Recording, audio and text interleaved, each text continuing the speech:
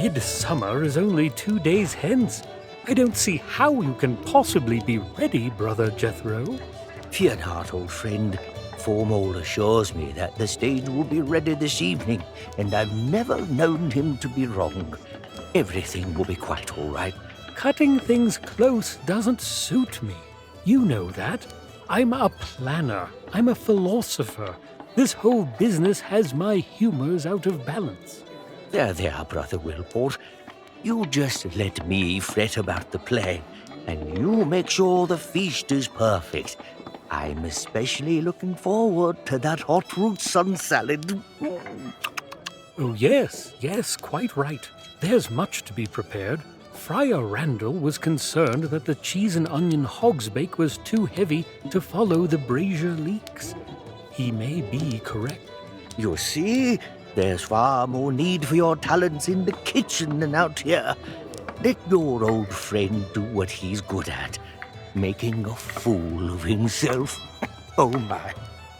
Very well, I'll take my leave. But please try to keep on schedule. You know how I worry. Indeed I do.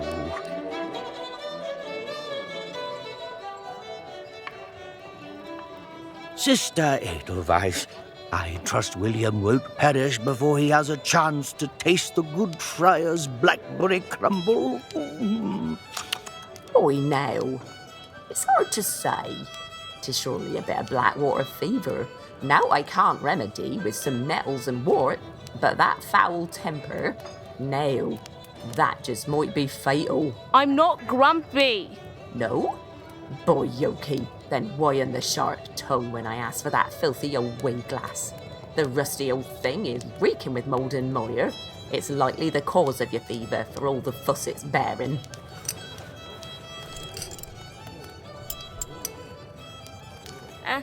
Sorry, Grandfather. I found it in the library. You're Nao. You drinkers as tonic, and you'll be out storming dark forest with all them's dibbins afore a moon's turned her face this way. We're ready for Hilltop Camp, Brother Jethro. Shall we wait for you? No need to wait, lads. Carry on, and I'll be there shortly. Thank you for your legendary healing skills, sister.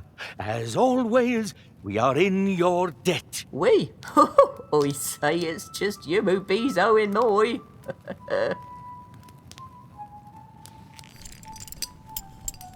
Oh, I hadn't seen this in ages, and such perfect timing, dear boy. Do you know who this weighed glass belonged to, William? Honest truth, I just thought it was another trinket you'd packed away for no good reason. Trinket? Better waffles. This was one of the trusty tools carried by the Lilygrove Scout Corps back when Clooney the Scourge, that wretched pirate, laid siege to Redwall Abbey. And it so happens that this very thing has a role to play in the story we'll be telling for the Abbot's celebration. I've written a play to share one of my lost legends with all of Redwall. Of course, everyone knows about Matthias and Constance and Basil Staghair, but few know about the trio of brave woodlanders from Lilygrove who played a crucial role in those events. Have you ever heard of Liam or Sophia Rivermouse? No, but, I don't suppose you could be telling me the story, since I'm bedridden and ailing, and might not live to see the play. Please? Let's see. Where to begin? Yes, initiation. 'Twas a frozen evening in midwinter. The sky was clear but for a loosely bound fleet of easterly clouds that wore the light of twilight and had earlier that day dusted the hollows of the weathered oaks with snow. A frosty breeze stirred the heavy locks of the cypresses' winter needles, and two mice warmed their paws against the January chill. Liam and Sophia were young, ambitious, and betrothed.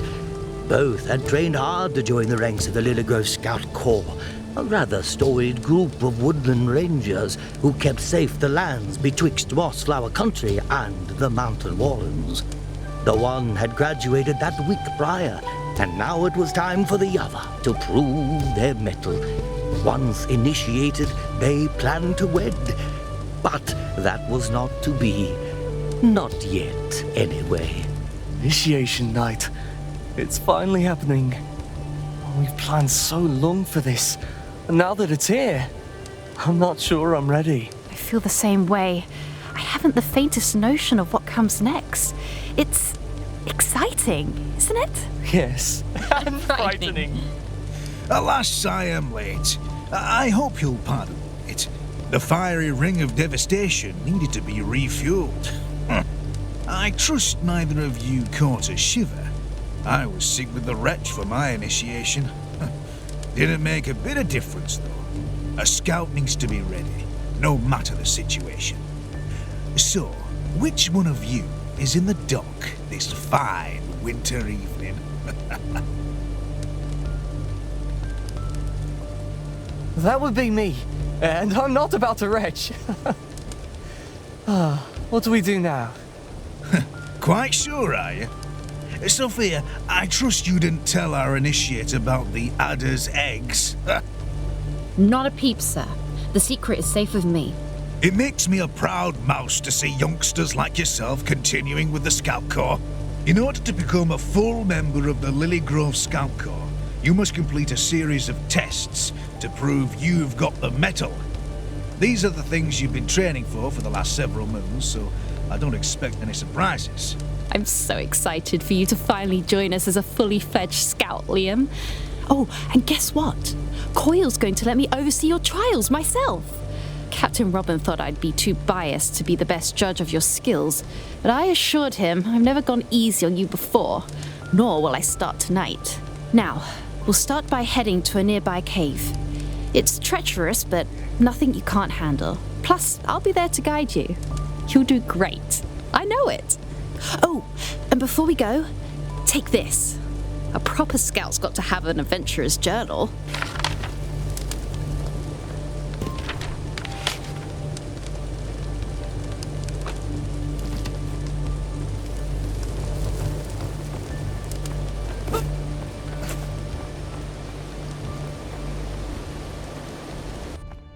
Hold on. I thought you were sticking around to oversee me. I am, but you've got to complete them on your own. I'll be around to help, even if you can't see me. Here we go. All you've got to do is follow the cave to reach each of your tasks.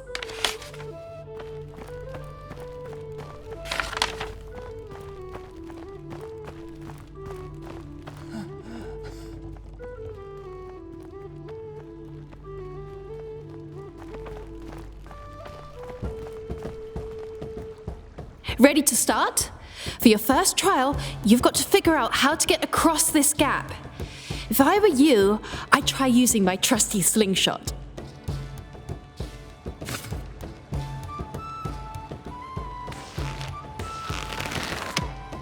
Great shot, Liam! Oh, you've always had a knack for the slingshot. Now, continue up ahead for the next trial. Whew. It wasn't nearly as hard as I thought it would be. I'm not nervous at all. You've got this, Liam. Your Sophia believes in you.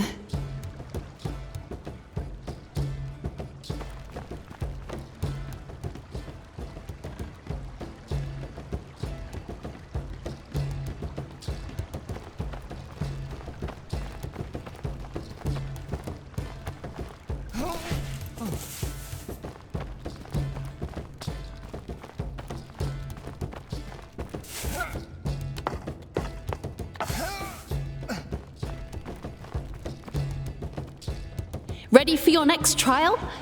You've got to identify which flag your scent is passing over. But, Sophia, there's no wind in this cave, is there? Can't you feel the cool draft, Liam? Or is your fur that much thicker than mine?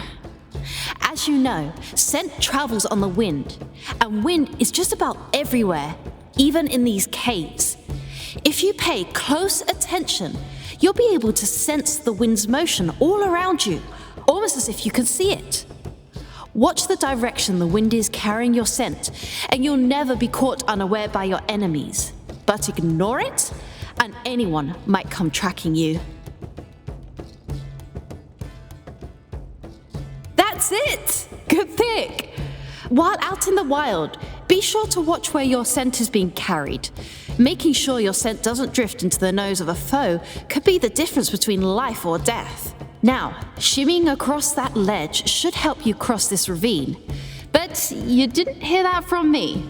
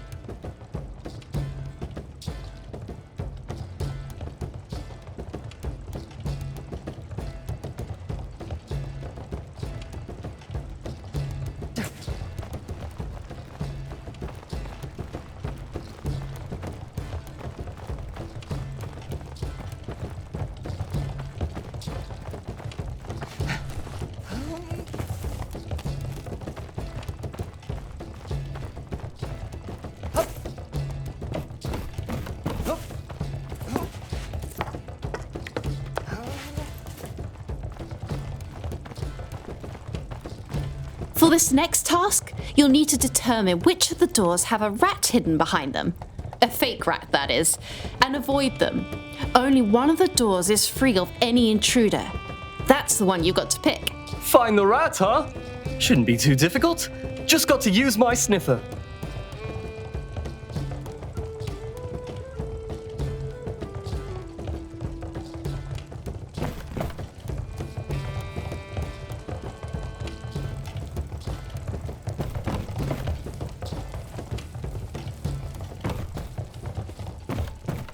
Aha!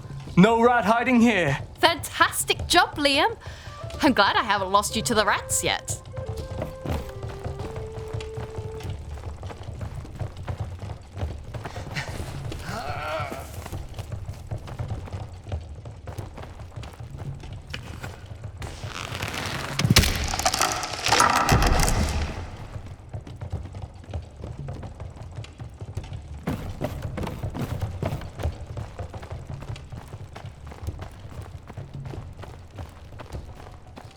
Here we'll be making use of our nose once again. First, I want you to focus on those peppers there. Learn the scent and commit it to memory. Spicy with a hint of earth, altogether a fair bit pungent. I'd suggest logging all the scents you learn in your scout journal. Never know when you may need to sniff out the difference between a mole and a mushroom.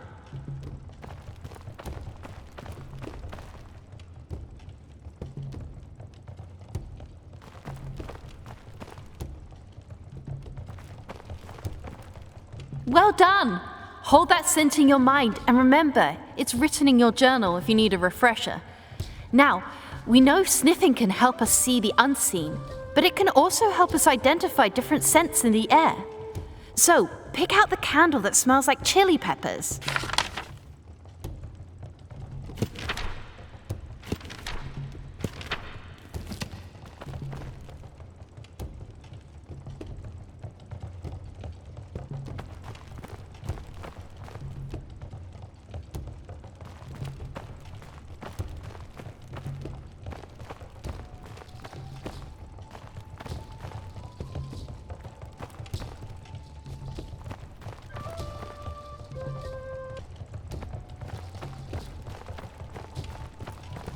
A perfect match, Liam. Robin might as well let us skip the rest of the trials. You're an expert already. Well, I owe my success to my instructor, Miss Sophia. You'll need to once again shimmy along the wall to reach the final trial. But be careful. This one's got a twist.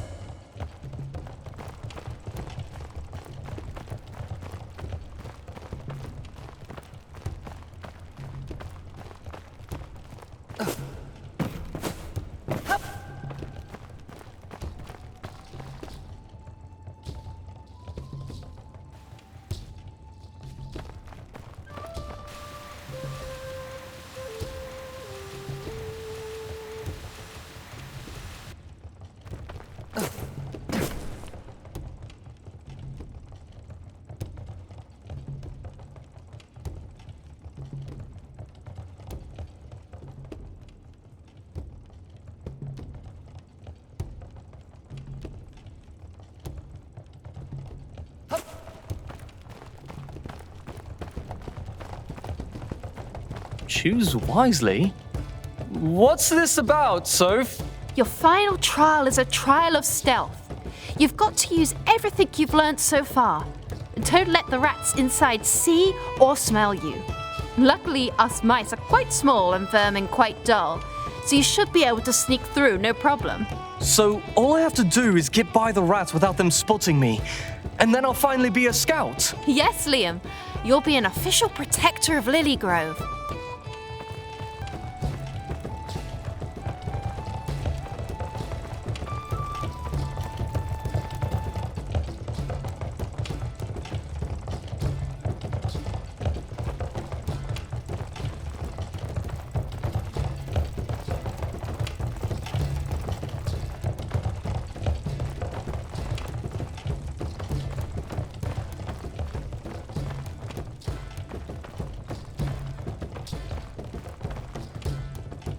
What? What's all this? Congratulations, Liam, our newest member of the Lilygrove Scout Corps. So, I passed? And with flying colours. Excellent work, Initiate. Excellent work. I'm quite certain I couldn't have done any better myself. If I were carrying a sack full of dibbons. Congratulations, Initiate. I must confess that I was of the mind that you weren't quite ready. It was Captain Robin who pushed for your somewhat expedited initiation.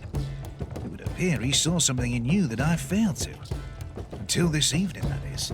Ever since you were Dibbon, Liam, I thought you'd make an excellent scout. And you've never proven me wrong. Thank you, sir. It's an honor. Having completed your training, the official badge and equipment of office are yours to bear. A weigh glass, a rucksack, and, of course, the blooming lily on your jacket. It brings me great joy and a fair bit of pride to welcome you to the ancient family of the Lilygrove Scout Corps. There's just one more thing you have to do before you can really call yourself a scout. Follow me, Liam. Finally, you'll get to see Hilltop Camp and meet our very own scout chef, Rootsworth. He'll help you with the soup. Soup? What soup? The Scouts are founded on principles of service and fellowship. As such, we crown each new initiate with cooking the Scouts' supper their first night here. Well, after cooking for a family as big as mine, this'll be easy. Liam was oddly at peace. His soul, which had been sore anxious only hours before, was calm, and his animus at rest. Yet despite a still and restful heart, a frigid wind slowly began to pick up from the south, and the crickets stopped their song. Unknown to Enne and Lilygrove, a black-masted ship made landfall in secret. The shadow of a long and iron-barbed tail crept up upon the unsuspecting village. Welcome to Hilltop Camp, home of the Lilygrove Scouts. Wow. Your descriptions didn't give this place proper credit. Why don't you pull out your weigh glass and I'll give you the royal tour.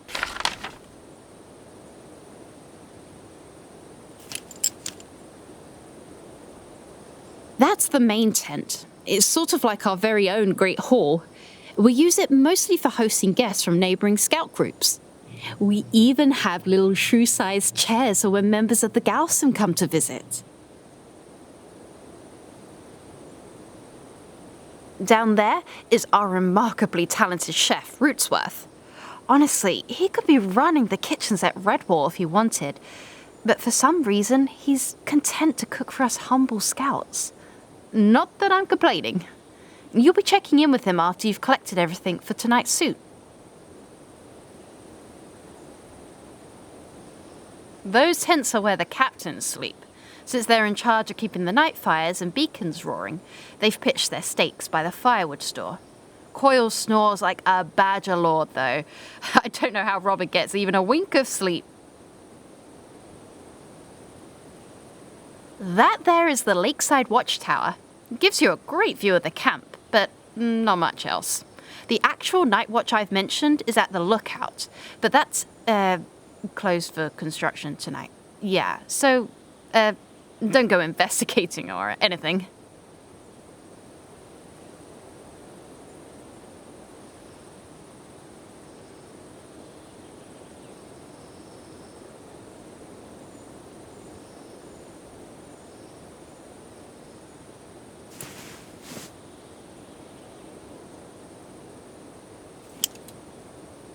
Isn't that waterfall beautiful? You wouldn't guess when it's frozen over, but just up at its source is a hot spring. It's my favourite place at camp to dip my feet, especially after a fierce day of training.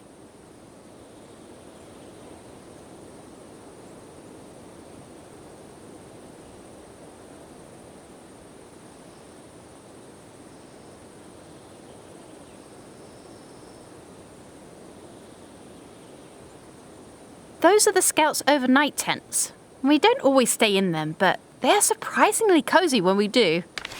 Well, that concludes our tour of Hilltop Camp. Oh, and if you ever come across an odd pile of flat stones, just take a gander through your way glass. There may be something interesting to see you wouldn't have otherwise noticed. Now, Liam, you've got a soup to cook. Here, Rootsworth gave me this recipe for you to follow. First, you'll need to collect 3 beets from the garden. Beets, not radishes. Your sniffer can tell you the difference. Second, you'll need a cob of corn, a potato, and an onion, all which you'll find over at the obstacle course. And lastly, a wheel of cheese. Apparently, Freeby's got it over by his tent. Ah, Freyby. Always with his cheese. Part of initiation night is making the newest scout run around on a wild goose chase. But don't worry, it's all in good fun. Now, you better get collecting. Aren't you coming with? Actually, I've got some scout business to attend to, so you'll have to finish preparing the soup on your own. If there's anything you want to talk about before I go, be sure to ask me now.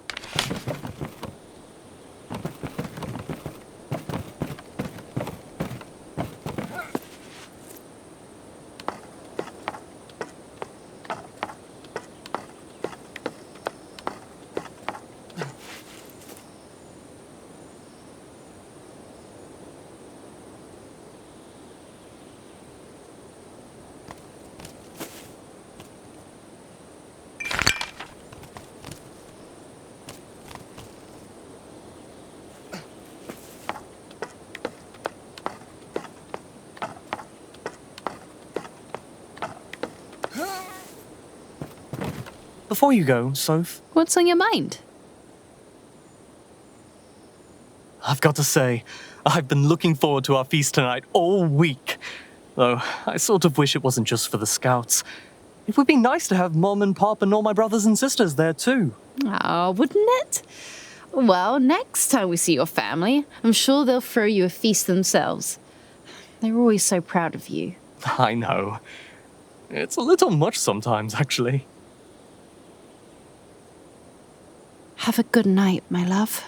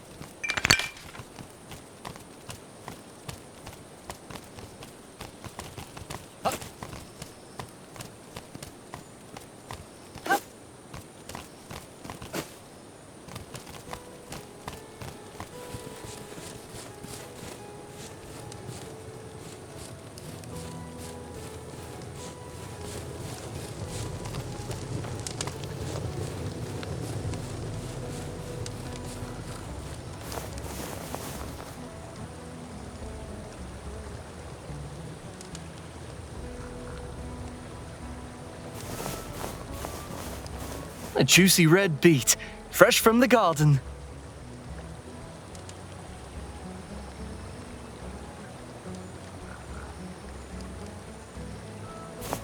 Oh, is this a potato? Oh, it looks like a raisin.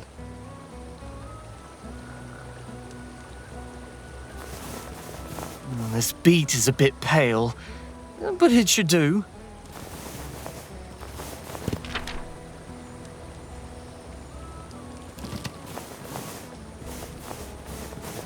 This beet is a bit pale, but it should do. That's all I needed from the garden.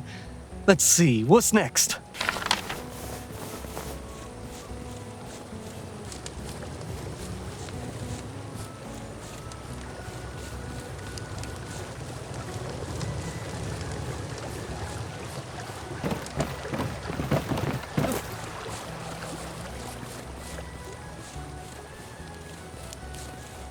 got any work to do. Could you use some help? No. Why do you think I need help? I can do this job just as well as any beast here. I don't see you offering to help any of them. No, I didn't mean anything by it. Of course not. And I'm sorry for nipping.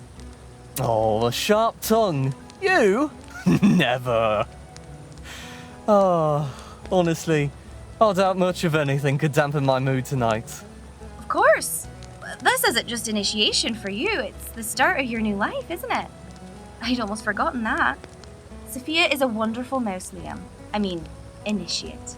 And a talented scout. You be sure to tell her I said as much, won't you? Of course I will. The very moment I've caught her ire, need a quick compliment to ease the strain. You know she speaks very fondly of you. She says you were a great ally in her own initiation. That I was. And as it should be. Two of us need to stick together, you know.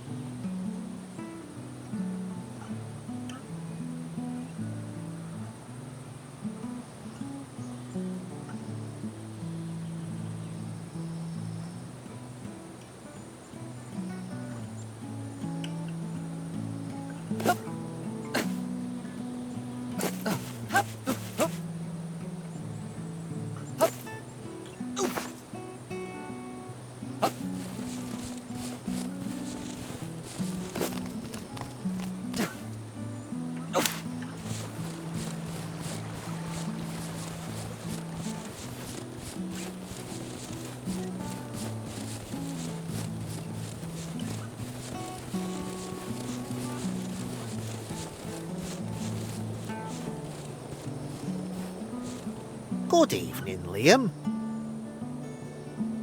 Fraby always says you have a nose to rival any mole. Any tips for my own sniffer? Fraby is wrong about my nose.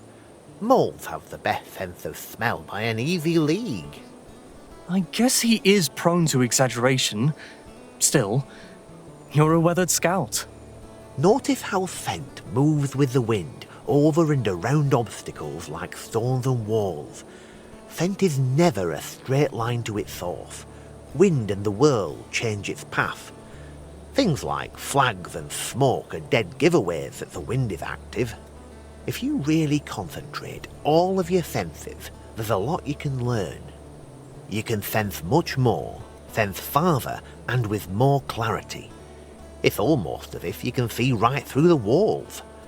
If you find yourself in a tight spot, always use your nose, and who knows what you'll learn. Best I not distract you.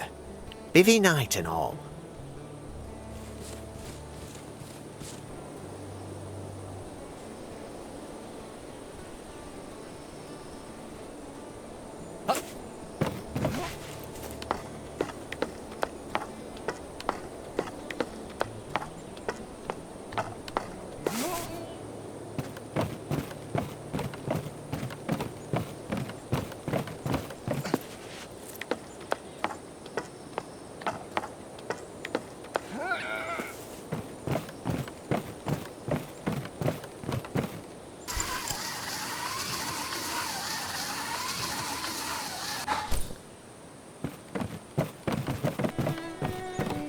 I promised myself I wouldn't cry.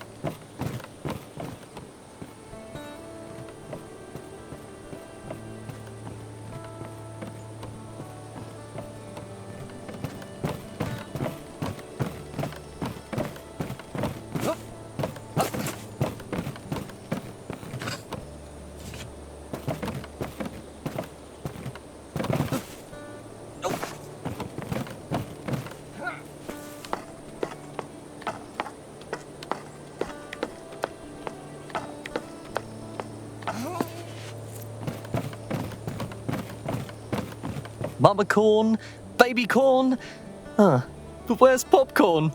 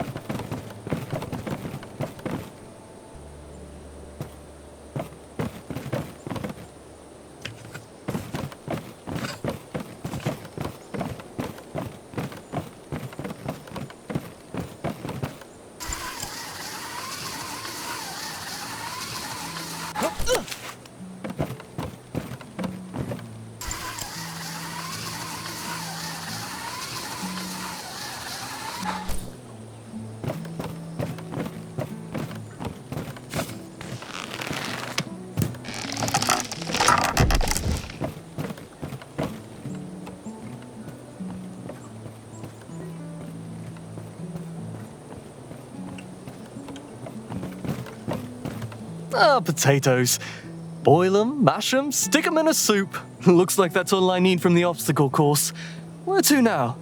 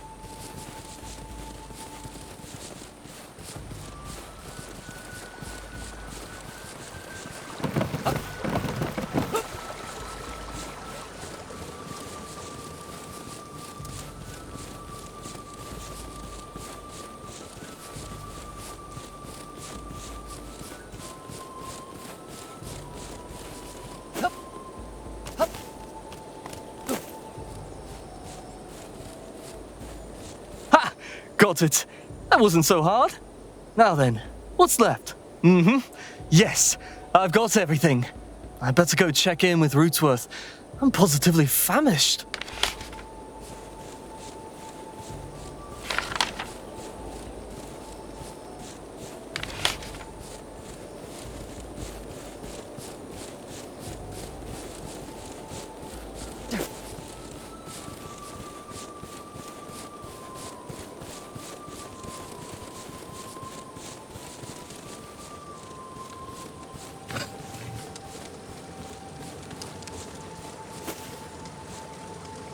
Ah, I see the sweet aroma of jam caught your nose. Well, if you happen to spot any more of those little wicker baskets of jam around, be sure to grab it. We've got a bit of a contest going on with the other scout corps. It took a bit to track down each ingredient, but here they are. My. Then you've already finished your gathering. And here I thought you were dawdling about. A few radishes had been mistakenly pulled from the garden, but with the help of Rootsworth and a dollop of rosemary, our young scout delivered a fine soup for the feast. Is that your soup? You can still mix it up a bit more right now, but once the lid goes on top, you'll be done, and live or die with the consequences. Yes, I think that's it. What do you think? I think any meal is better than an empty stomach, and that no mouse is a master overnight. You gave it your best, and that's the point. Ah, would you smell that? Simply scrumptious. Well, you must be finished with your errands for this evening. Feel free to explore and socialize to your heart's content. When you're quite ready, ring the dinner bell, and we'll begin the festivities. As Liam walked away from the cauldron, he found himself thinking of the way his large and poor family shared a meal. There were many days that his mother had need to stretch her meager supplies with wild rice or woodland roots, but somehow she always managed.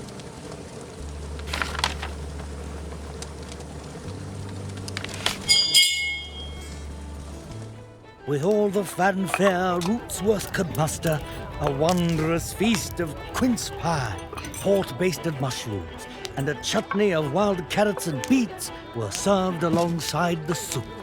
Piles of barley toast and a stout red cheese, warmed hayberry cordial and chilled mint tea wet all their tongues and lifted their spirits. Last but not least was a lofty steamed pudding soaked in pear brandy and set aflame for quite dramatic effect. This was Mr. Coyle's fiery ring of devastation, a fitting, if dramatic, name. Liam laughed loud and sang long and was thanked generously for his, shall we say, questionable stew.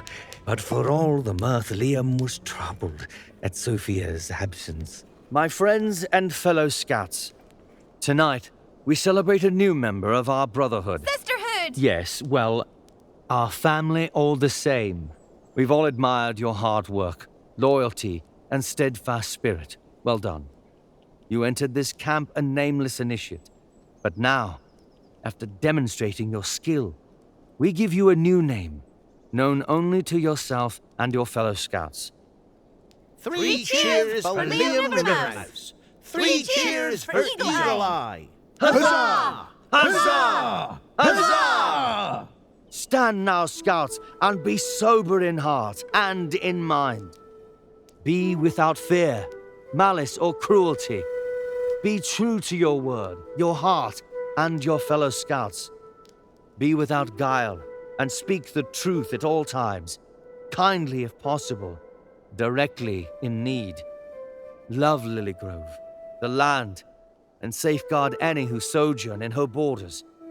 This is your oath, and we, your witnesses, share it with you. Completing the oath, Captain Robin watched warmly as Liam's fellow scout shook his paw in congratulations, but he was clearly thinking of other things. Where was his dear Sophia? Gently, Robin led Liam to the platform's edge, presented him with this very way glass, and bade him look toward the sexton's field. through the magnifying lens, he saw his beloved, finishing the preparations for an even larger party that only awaited for his imminent arrival. But alas, the party was never to happen. Not that night, not ever. Seen through the glass, a menacing shape stepped out of the shadows. It was a ragged and filthy rat, dressed in strange garb, and wielding a wicked cutlass. Every beast ran as another rat stepped into the firelight, and then another. Suddenly, Sophia was lunging forward with a fiery brand, catching the villain full on the snout and knocking it to the ground.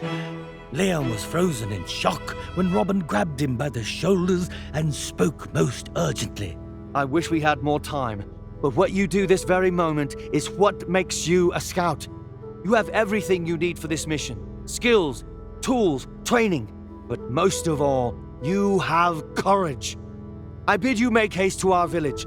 Go to the lighthouse and fire the beacon. Be swift but silent, as you must not alert the raiders to our plan. Lend aid where you can, but you must not be captured. I will ready the militia and join you shortly. Every moment counts. Go now, swiftly! Rather much, isn't it? They're just rats. Those bandits have tried to get in here dozens of times. William, there you are quite wrong. Redwall has been captured before. Even the great fortress of Salamanderstron has been captured by vermin. We should never underestimate the villains who seek our enslavement. It surely leads to defeat. But more importantly, Lilygrove is no fortress. It's a small village with no wall and few warriors. And these were not scattered brigands, but vicious sea rats pirating under the banner of Clooney, the Scourge.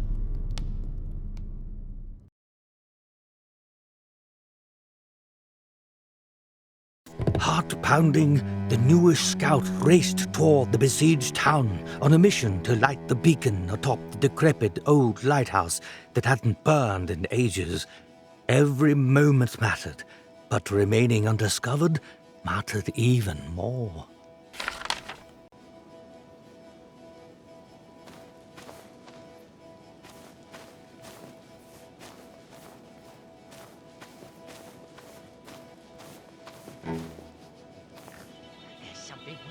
My sniffer. I swear it's it. Oh, you're just imagining it. No, for reals. Nah. What is that? This shrubbery Church bells? makes me. Let me have a look-sees.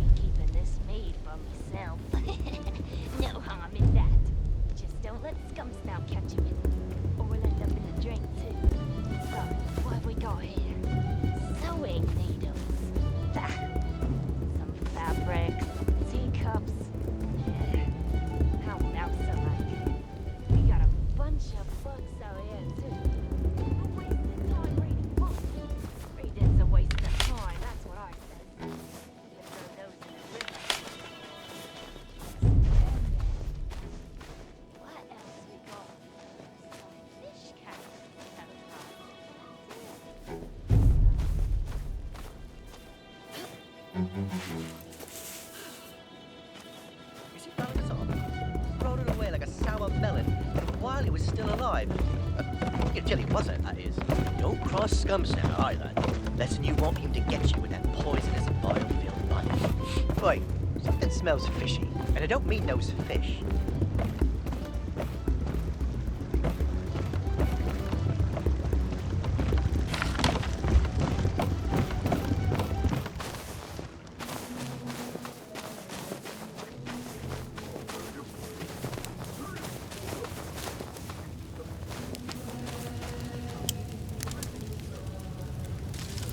The whole Rymade lineage is buried there. So many. And my father...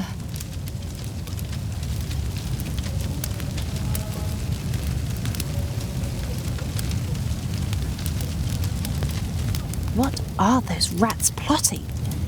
I can't quite hear them from here.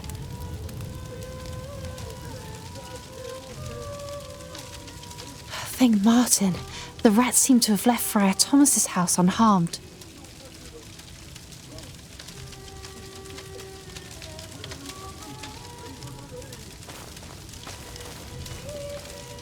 Our fresh scout found themselves with a curious dilemma. Was it worth taking the time to somehow save the good friar's home, or was it more prudent to slip unnoticed towards Lilygrove and onward to the lighthouse? I once heard you say, the needs of the many outweigh the needs of the few or the one. Is that what you're getting at? Oh, come on. Just a swipe. A little light. A spark. Even a coal. Sure, I ain't no charity. Get your own. You cat and brutes take all the fun. Not even settle for a little stick. Get lost.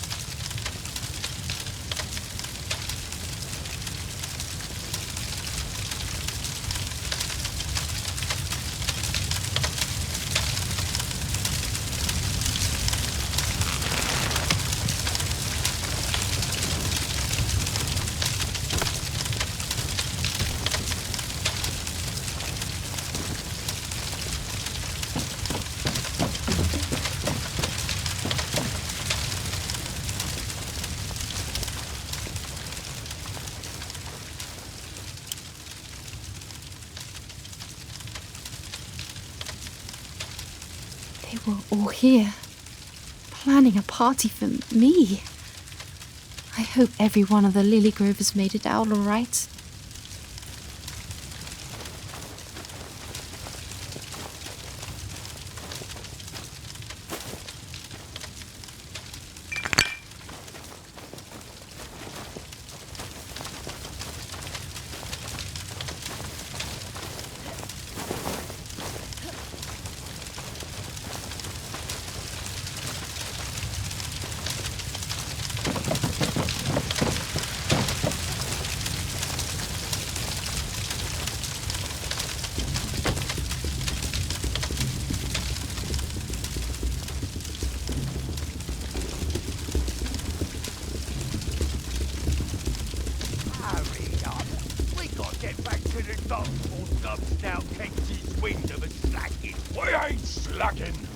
Each only has 2 poles, you know.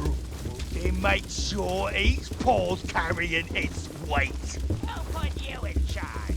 You did. The minute you let your laziness get the best of you. Now, let's get moving.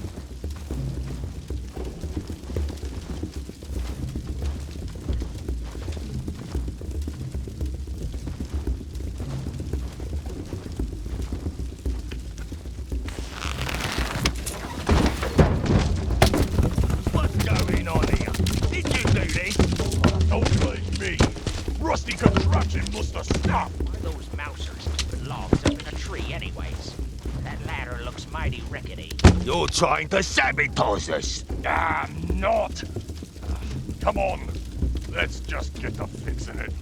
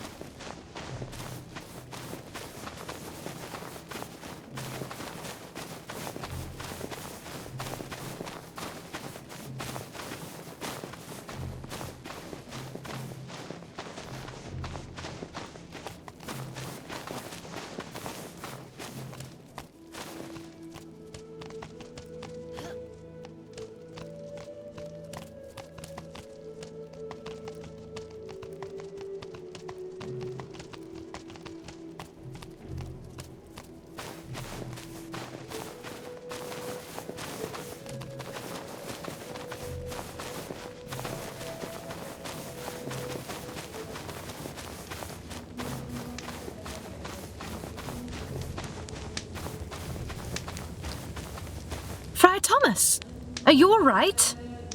Dear me. I'm not sure. Quite shaken, to be sure, but alive.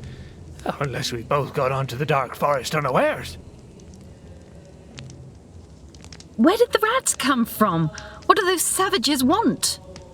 Sea rats, by the looks of them. Vicious scoundrels scavenging for supplies, most likely.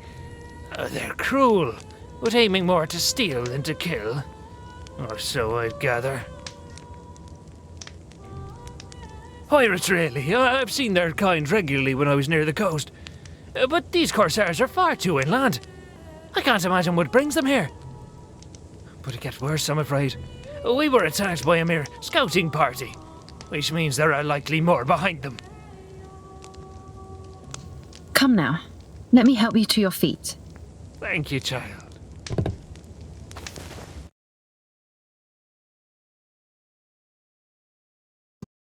Surveying the broken remains of her graduation party, Sophia was struck by several emotions at once. Anger, sadness, fear, and indignation. They all rose up in her heart together.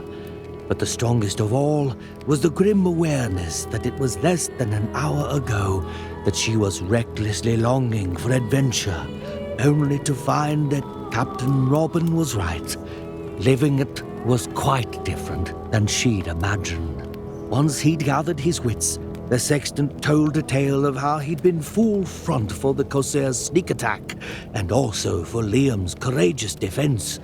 Seeing her concerned, the wizened old friar assured her that Liam was quite all right, and how he'd drawn the beast away, allowing several villagers to escape in the ancient catacombs beneath Sexton's Hill.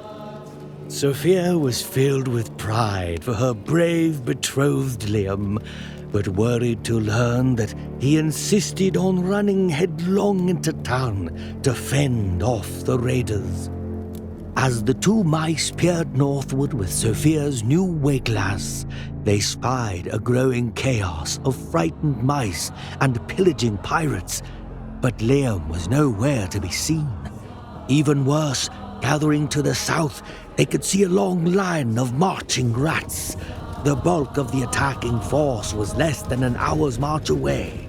With the road blocked and no cover, there was no way Sophia could reach the lighthouse that way and remain undetected. But then the gentle friar revealed a secret passage in the crypts that led to a twisting maze of vaults and halls beneath the village. Perhaps the subterranean path would get Sophia down to the water's edge. Handing her a lantern, the friar's last words hung in her heart like dead weight. Hurry, lass. Liam is down there somewhere, and he's alone. If time was so important, then why'd they take the safe and slow path? I'd have run right into town and shown those brutish vermin what a mouse is made of. Remember, my boy, she had no weapon. And even if she had a sword, she'd never been trained. Those wretched vermin were practiced killers and would likely have split her hide like a gourd given the chance. Stealth was her only option.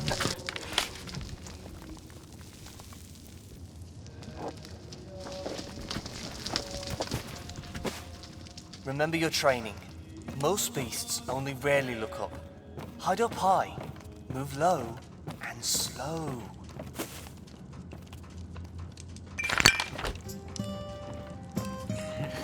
Ahoy there, Daisy mate. Focus.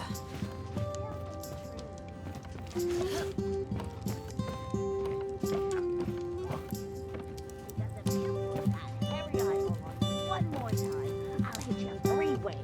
Hard, fast, and continuously. Savvy?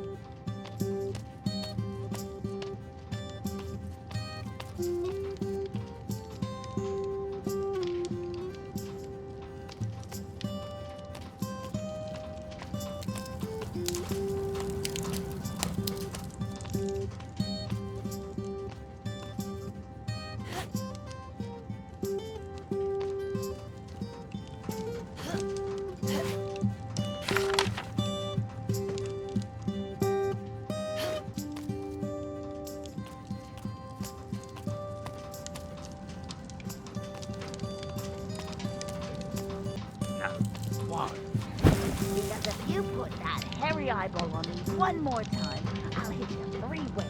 Hard, fast, and continuous. Damn it!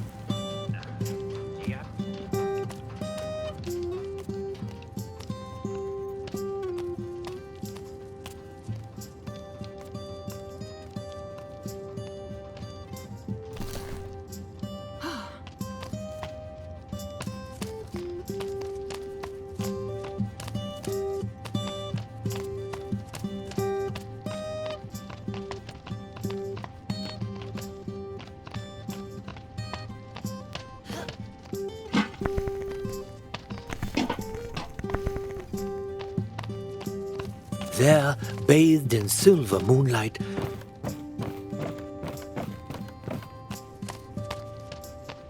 Oh my, thank the stars, it's so good to see.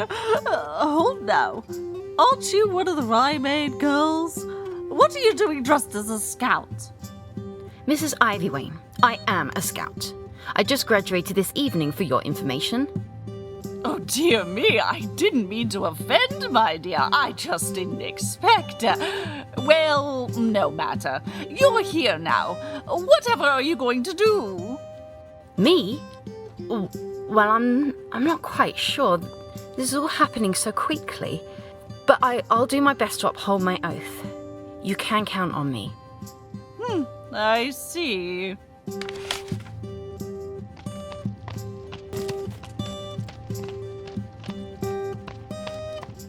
Here, Miss Ivywayne. I'll crank you up to your shop cellar using this.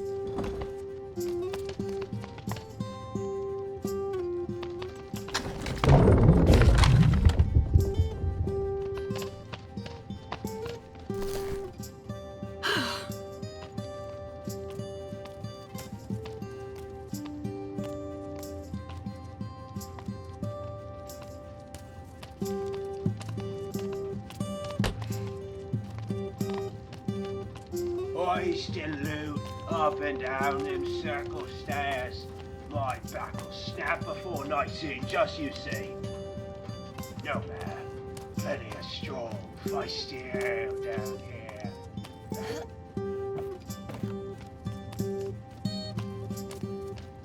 2-3. That you? The architecture here is quite impressive, says I. Mr. Cornsilk, I didn't expect to see you down here. Are you quite all right? Oh, surprised, are we? And why's that now? Very tasteful. Perhaps you mean to say you hope not to find me down here safe and alive, instead of stuck on a pike, eh? Well, no, nothing of the sort.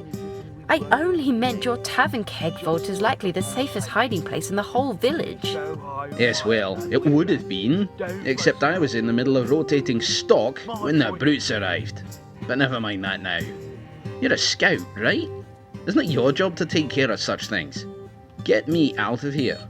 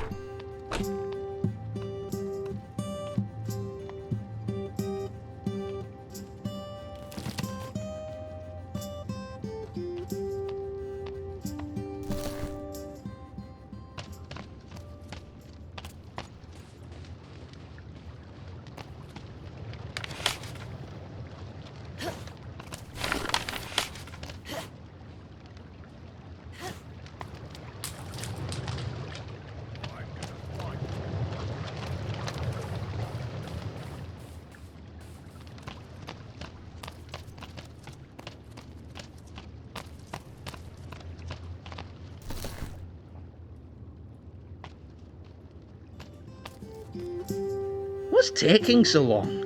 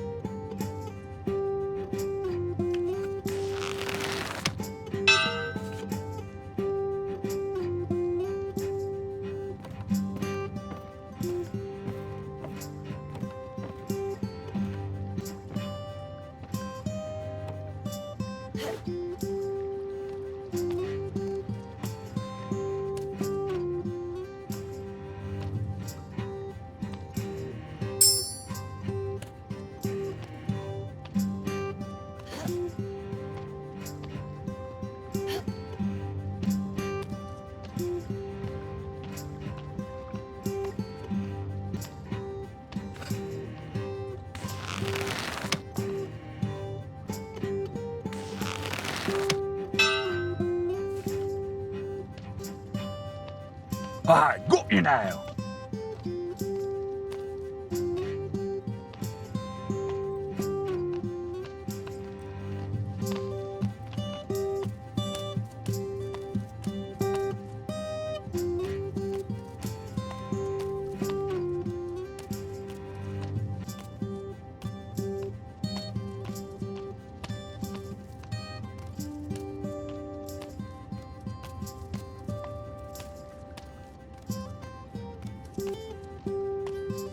Let's try this, Mr. Cornsilk. A bit cramped, but should get you to the shop cellar just fine.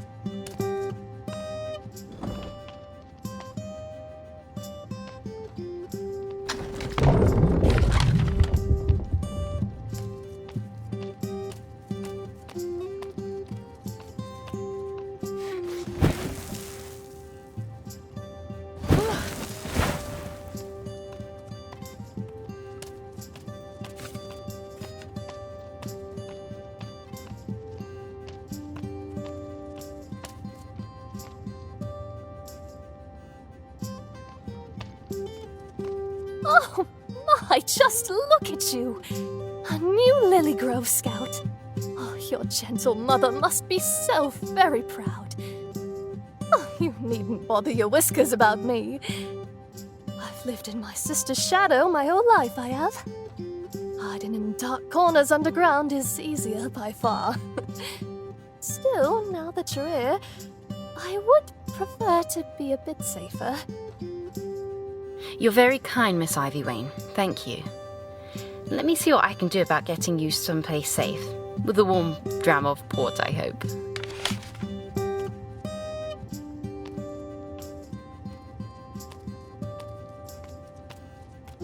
Over here then. Hop in, and I'll hoist you up to the shop cellar.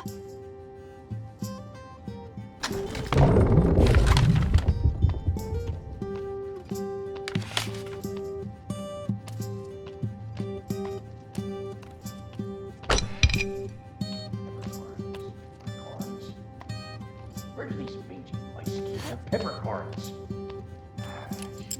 Love this note. Let's say, good old grey bones. I used to think badgers built this place, given all these statues, but Thomas says it's actually moles. Clever one. Ain't no way them Easters built this place. Where it come from? Where'd Whipwriter learn her letters anyway? Ain't one bit of justice in that. Her aiming to read and write like she's better than the rest of us. The only good Corsair's an illiterate Corsair. That's what Nemo used to say.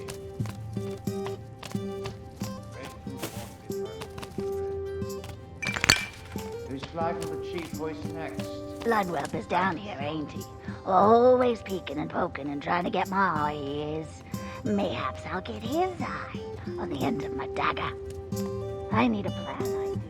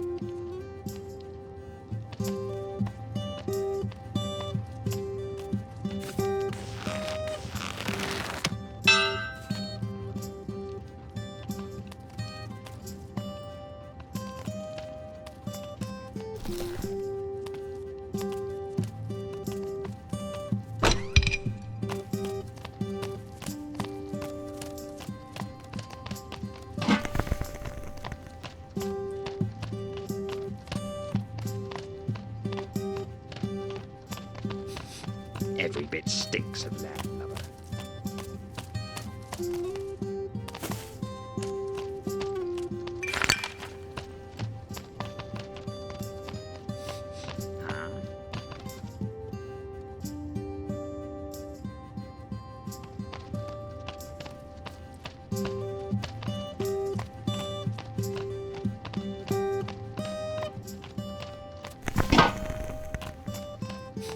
I smell it.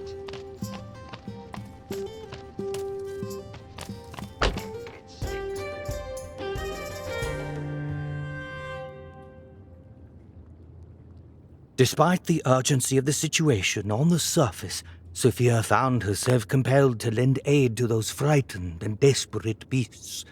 And as the last one ascended to safety, she found her own animals surprisingly calm. Her anxiety for Liam greatly diminished, and in its place, a determination and resolve that she'd never felt before. Even now she was embracing the values of Redwall, before ever hearing its charter or passing its gates.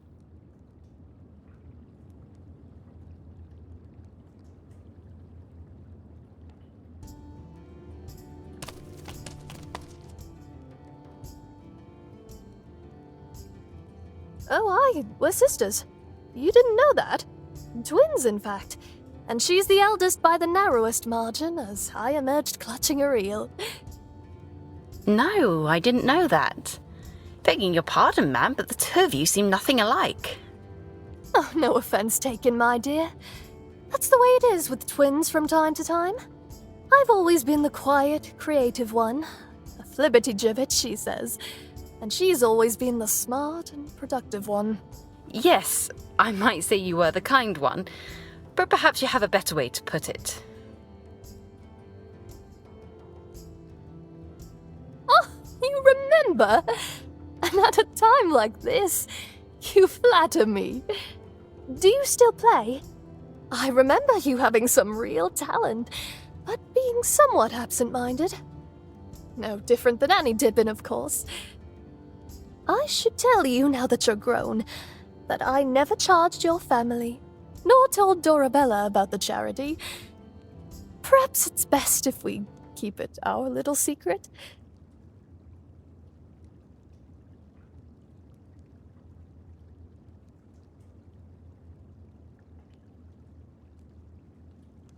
Oh, my, I should have thought of that. Oh, you must be so worried with your farm out on the outskirts. Well, rest at ease, dear one.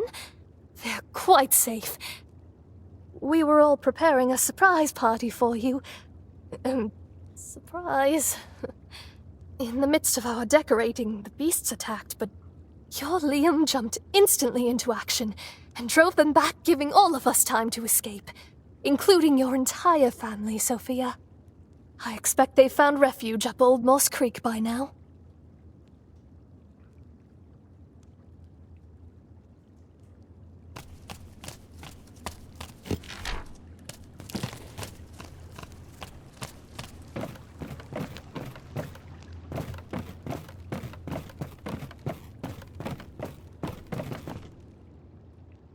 I'm glad to see you're in good health, Mrs. Ivywayne. How fares the rest of your clan? Nillis and the triplets? Why, the thought hadn't, Oh, yes. Well, as fate would have it, all of the Ivywayne male folk were conveniently away on business this week. Somewhere near Brockholt by now, I expect. To think, my own flesh and blood abandoning me to this horrid fate for the sake of trading candied chestnuts. Are you suggesting they knew the attack was coming? Of course not, child, but they should have.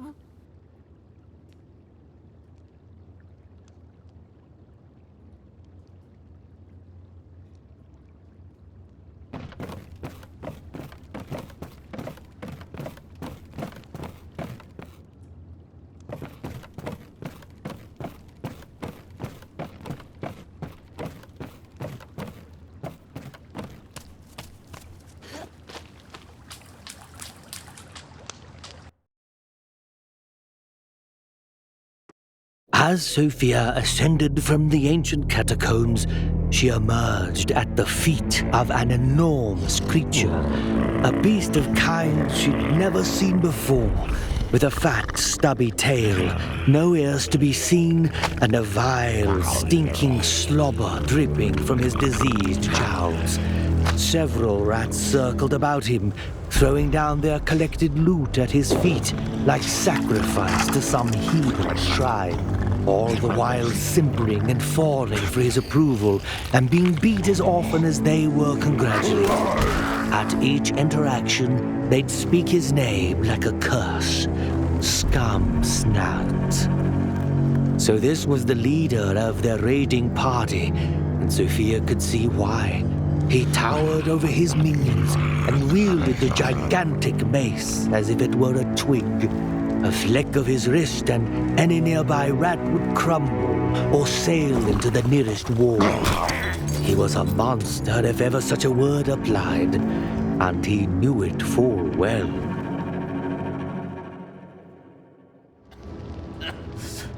Sophia? Is that you? Oh, it is! Liam, what happened? Are you alright? Oh, if I get my paws on that scurvy, disgusting rat that did this to you, I'll... That thing. It was no rat, to be sure. I don't know what it is. Oh, it's towering, it's foul. It nearly took my arm off lest I walloped him in the jowls. Oh, Sophia, you have to get away from here before he scents you. Nothing will keep me from you. Not even a grangy monstrosity. Remember the vows we prepared? Not mountain, nor sea, nor raging storm. I don't need a vow and a ceremony to seal my promise to you, Liam Rivermouse. He's a killer, Sophia, not a storm. Look here, I am a scout now, and I have a job to do. So you just sit tight. I'll be here shortly.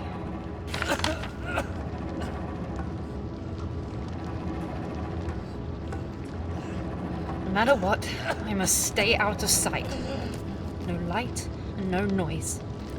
Silent as the night I'll be.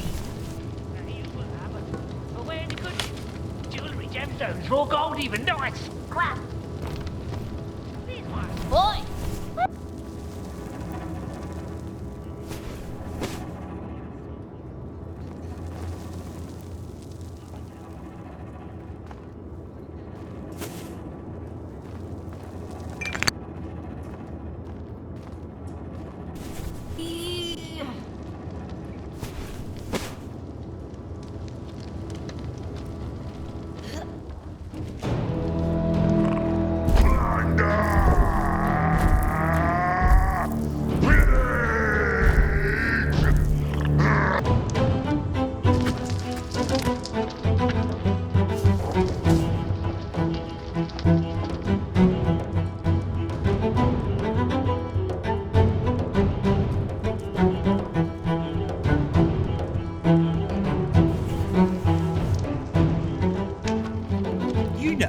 Us rats weren't always road crews what fever.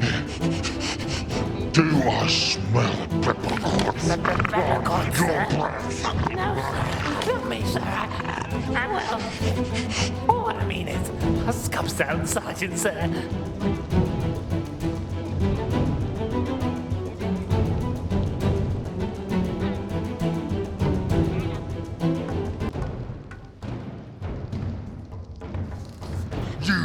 Spawn flame.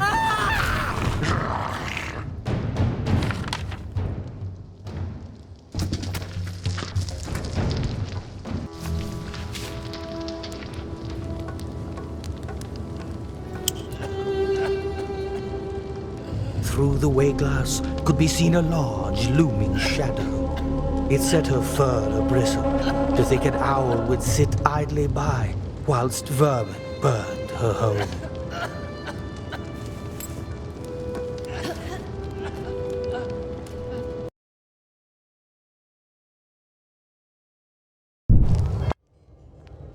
But as she considered her next actions, she scented just a hint of dear Liam.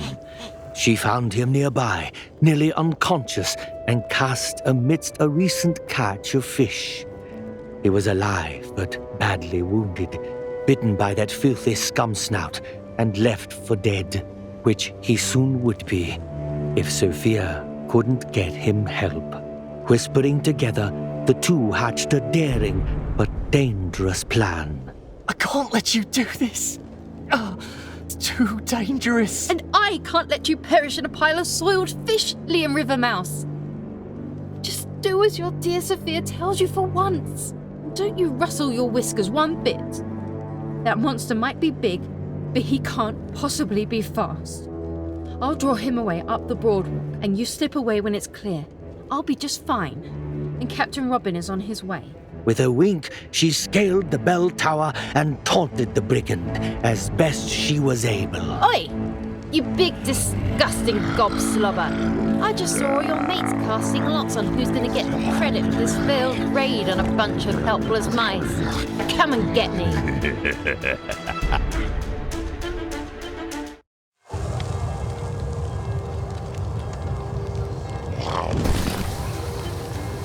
The moment the taunt left her lips, she knew it was a mistake. Scumsnout was far, and now he was singularly focused on her.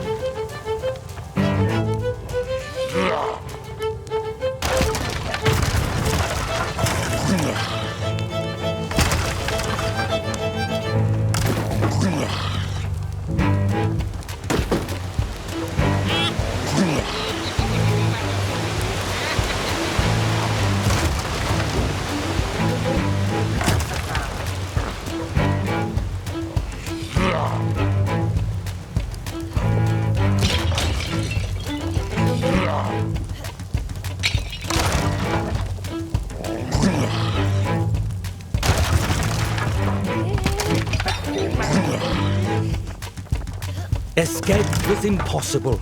With every dodge and jump, the enormous monster somehow kept pace, effortlessly smashing through every barrel and barrier like a juggernaut.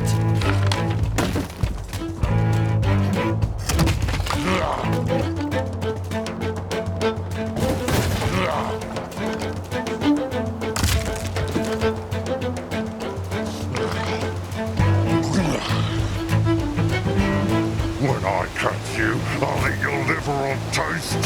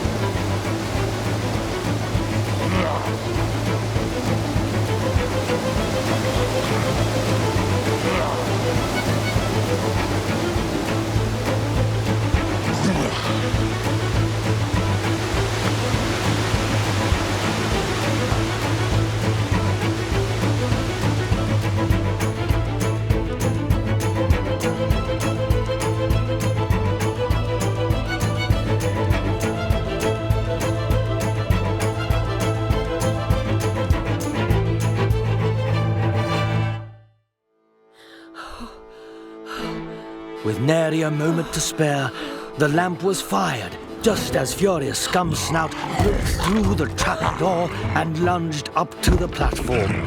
Certain of his victory, he sneered and chuckled with a sound like a hungry grave.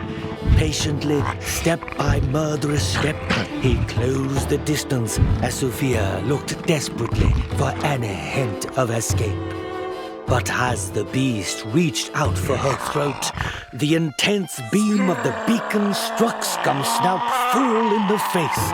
Blinded by the intense light, he bellowed in rage and began thrashing wildly and in pain. He swung his enormous mace all round, destroying windows and walls, cabinets and crocks, all in his terrifying agony. No place was safe. The beacon was lit. Sophia had completed her mission, but as the erratic wereat stumbled about the platform, he slammed into her, sending her over the edge and wheeling her into the cold and empty winter air.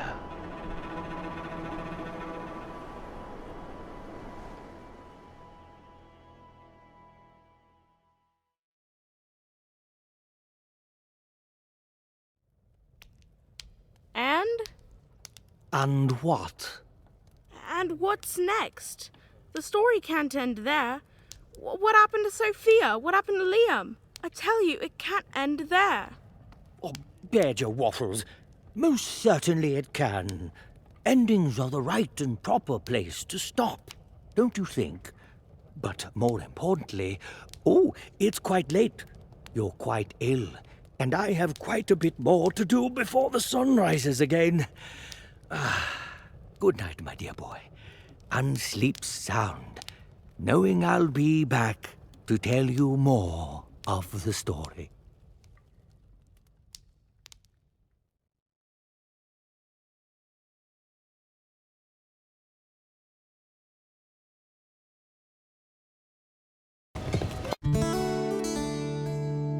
It's perhaps been a while since we've caught up with our Sophia. Well, if you remember, she passed her scout initiation with flying colors and was immediately thrown into the thick of a searat invasion on her village, Lilygrove. She made her way through the village and to the catacombs, where she bravely saved some locals from the rat clutches. But then came Scumsnout. He was a nasty wereat if ever there was one of Clooney's own commanders, sent to pillage the countryside before Clooney himself came for Redwall soon after, in the summer of the late Rose. Scumsnout and his searats wrought havoc on the little village. And Sophia's own betrothed, Liam, was bitten by the monster's poisonous maw. Infections soon flared. But Sophia had a mission first, straight from Captain Robin himself. Get to the Lilygrove lighthouse and light it. That would warn the surrounding countryside of the attacks and call for much-needed reinforcements. Scumsnout chased her the whole way, but Sophia was too crafty for him. She reached the lighthouse just in time, and as Scumsnout pursued her to the top, he was blinded by the lighthouse's beam. And his mighty tail knocked Sophia off her feet and sent her falling out of the window to a perilous fate.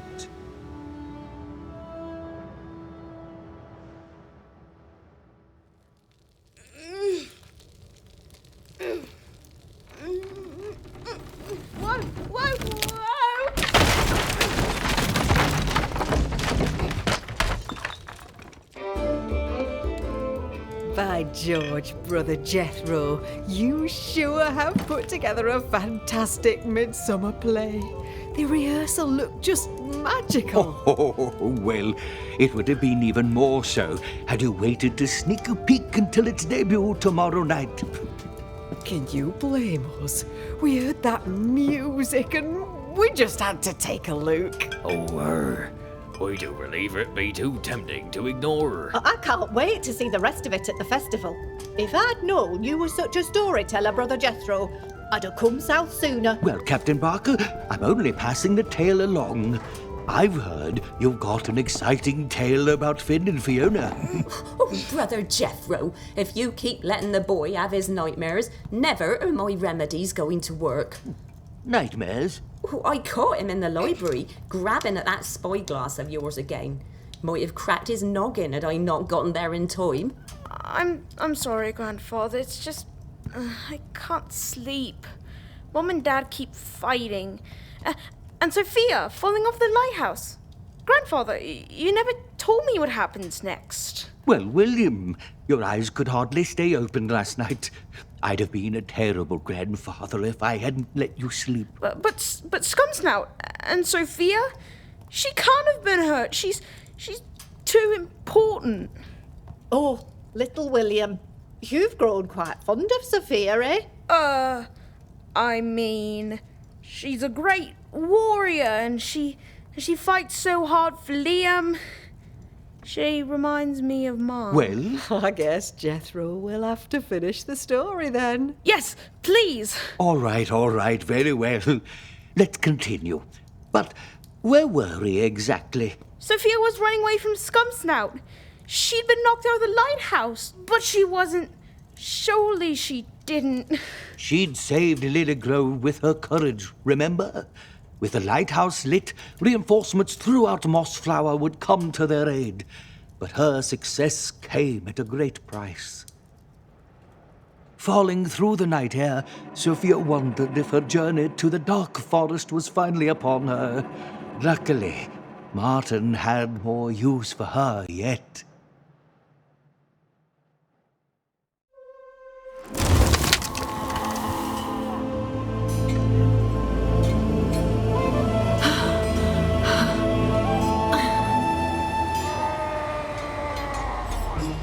Oh, my head. It's the sound of battle, that is. Who are the rats fighting? I thought the villagers fled.